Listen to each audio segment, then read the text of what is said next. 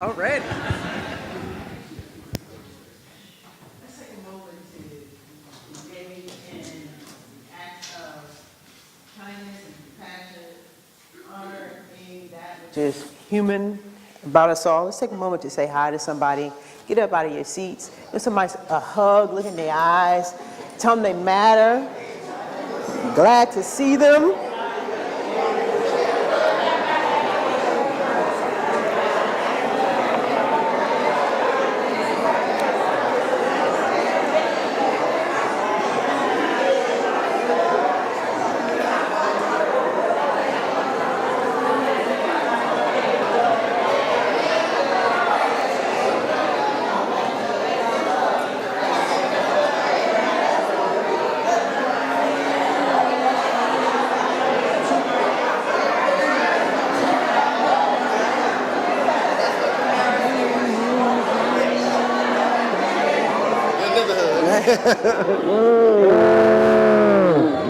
Probably talk to you after the service a little bit. Okay.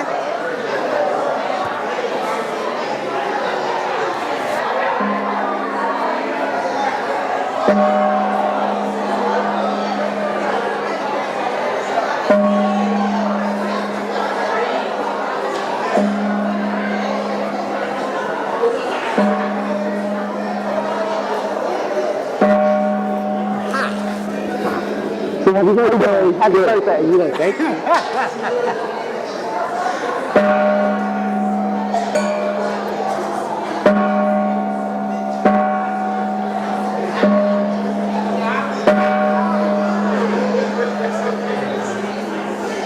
Yes.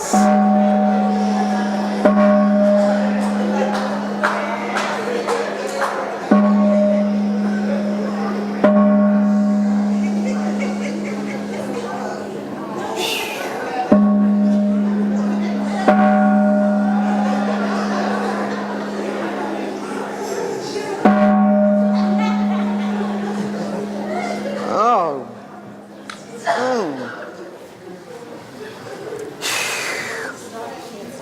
I know.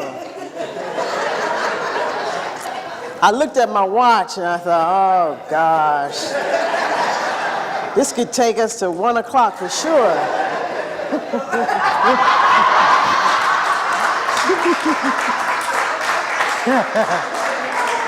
Oh gosh. We've been talking about change all year, and we're moving into the month of April, and our theme is change yourself. Change yourself. And the principles we're working with today, principle number 6, we believe in the unity of all life, and that the highest God and the innermost God is one God. We believe that God is personal to all who feel this indwelling presence. And number 11, we believe in our own soul, our own spirit, and our own destiny, for we understand that the life of all is God. I want to start us off this morning with a little reading from Living the Science of Mind, from the chapter, How to Build Your Tomorrow Today. Ernest Holmes says, one of the outstanding things that Jesus taught was that the mistakes of yesterday can be canceled, and that God's creation is always taking place. And no matter what the experiences of yesterday may have been, they can be changed. Jesus did not seem to think that this change required months and years of strenuous effort. Unlike those around him, he knew that God, or the divine spirit, wishes only good for everyone. He knew that we are all rooted in pure spirit, in perfect life, and that any moment we can so unify ourselves with the power of good. He says that we are all human and we have all made mistakes. The starting point for creating a better future for ourselves is to deliberately free our minds from the mistakes of yesterday and feel that they need no longer be held against us. They need no longer be a liability. He says that you and we have to decide to change all of this. He said, and we should know that the all power in the universe conspires to help us. We should feel that we live in an eternal presence of pure spirit whose whole purpose is good, whose whole desire is constructive, and whose whole feeling toward us is one of love and compassion. He says the most wonderful thing about it is that we don't have to change anything. You just have to change yourself. No, he didn't say that. He said the most wonderful thing about it is that we don't have to change anything but ourselves. For every man is the cause of his own experience, whether he knows it or not. We are all carrying the negative experiences of our past into the future merely because we have not disconnected them from our minds. If we are creating a negative future, it is because we have not changed our thought about it.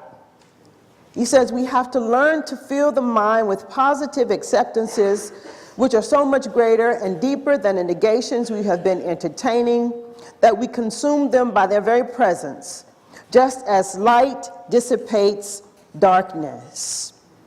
And he says that the starting point is at the center of our own being, when we awaken to the divine within us. Change yourself. Two things. First of all, if you're going to change yourself, you have to mind your own spiritual business. Now, I can't take credit for that when I heard Dr. Roger Teal say that, but you have to mind your own spiritual business. Number two, your mind is your spiritual business. Your mind is your spiritual business. Now, I'm going to say the C word. We're going to talk about the C word today.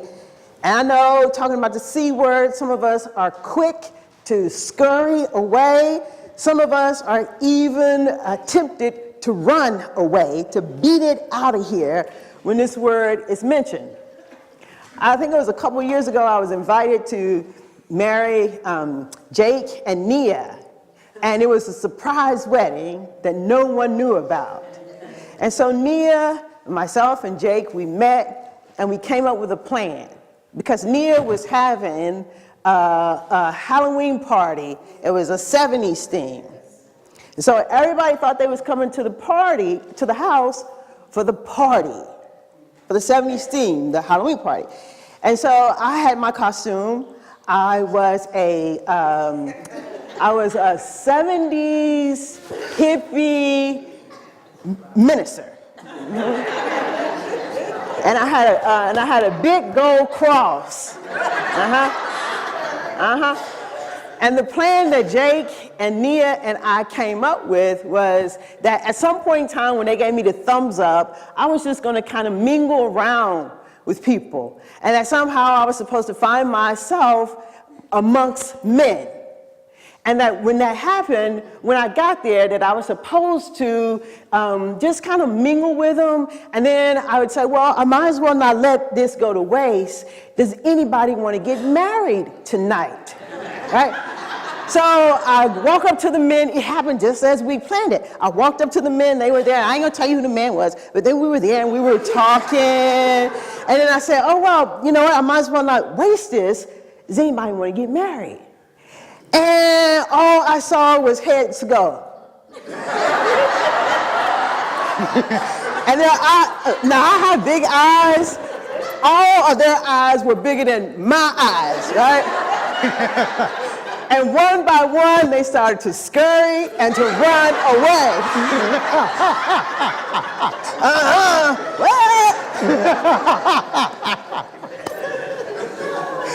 So I'm talking about commitment.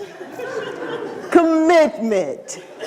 If you're going to change your life, then we have to talk about commitment. And when we hear the word commitment, what many of us hear is structure, perhaps.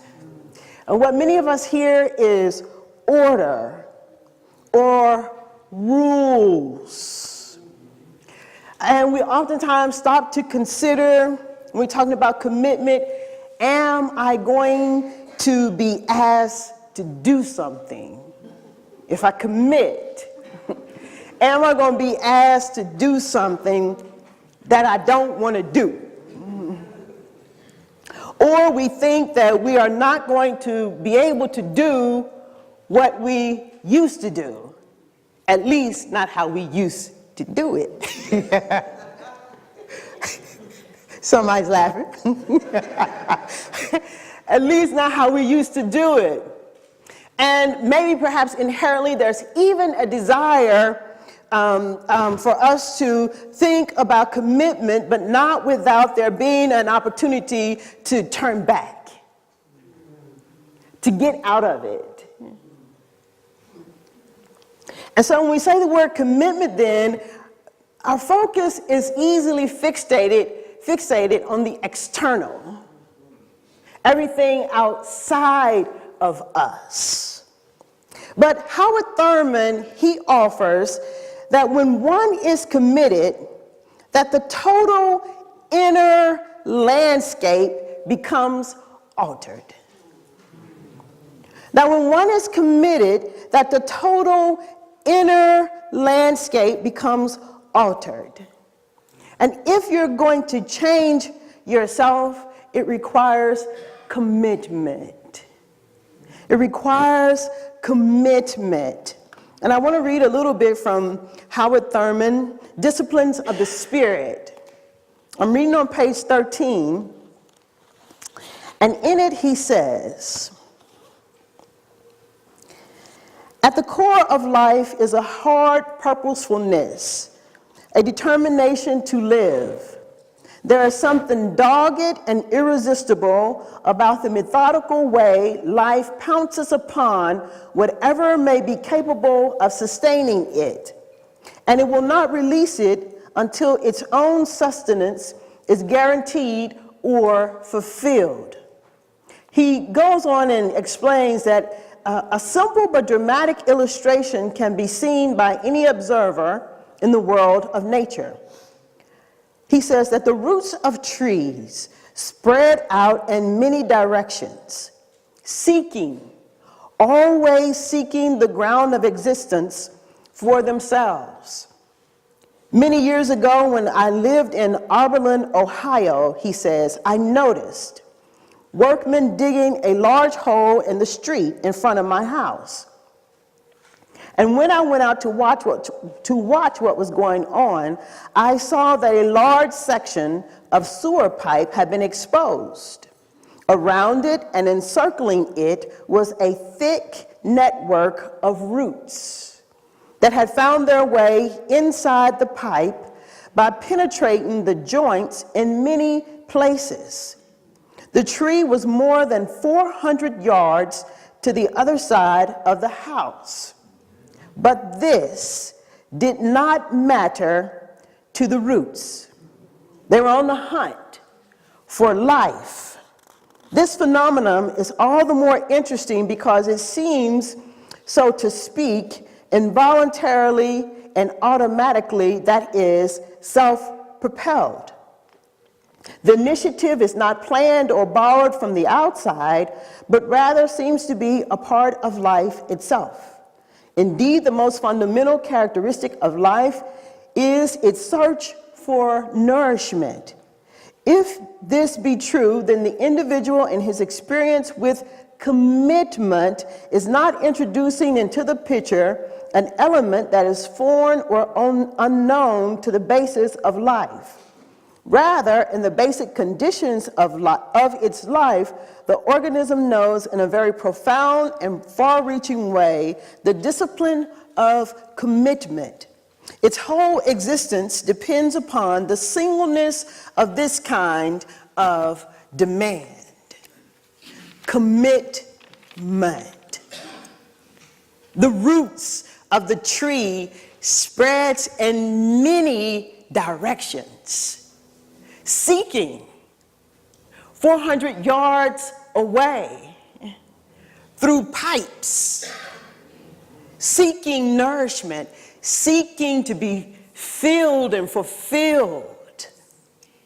Our roots spread out in many directions, seeking to find life, to find the things that nourish us, to find the things that sustain us, to find the things that maintain us.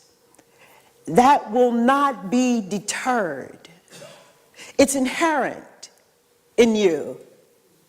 You're committed whether you know it or not.